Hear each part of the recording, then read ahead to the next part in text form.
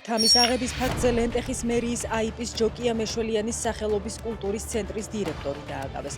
ფინანსთა სამინისტროს ცნობით დაკავებულმა საკონცერტო დარბაზის 10 დღით ქირაობისთვის პირს 20,000 ლარი მოსთხოვა. 5,000 ლარი აიპის ანგარიშზე ოფიციალურად უნდა ჩარიცხულიყო, 15,000 კი მისთვის უნდა მიეცათ.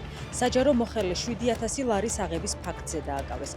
საჯარო რეესტრის მონაცემებით ამ თანამდებობას 6 თვიანი გამოსაცდელი ვადით ნათია სვანიძე იკავებდა. სვანიძე ცენტრის დირექტორად თებერვალში დანიშნეს და გამოსაცდელი ვადა 1 თვეში ეწურებოდა. მას 6-დან 9 წლამდე პატიმრობა ემუქრება. ხალჭრელიძის ქუჩაზე საცხოვრებლიდან გამოსახლებული ორი პირი 2,000 ლარით დააჯარიმეს. ეს გადაწყვეტილება მოსამართლეს ზვიად ცეკვავამ მიიღო. ამავე ადგილას დაკავებული 4 აქტივისტის პროცესი გადაიდო, 3 ადგილობრივი კი შენიშვნის საფუძველზე გაათავისუფლეს. 24 ივლის გამოსახლებისას პოლიციამ 17 პირი დააკავა.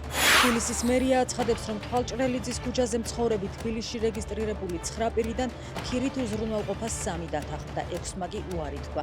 რაც შეეხება პირებს, ვინც თბილისში არაა რეგისტრირებული, მერიის თქმით, მათ შესაბამისი სახელმწიფო უწყებები ეხმარებიან. დროებით ოკუპირებულ ცხინვალში სტალინის ქანდაკებას ცხვირი და თვალი ჩაქუჩებით ჩაუნდრიეს. ქანდაკება ერთ-ერთი ქარხნის ტერიტორიაზე ამავე ქარხნის დირექტორის ინიციატივით დადგეს. საოკუპაციო რეჟიმმა გამოძიება დაიწყო.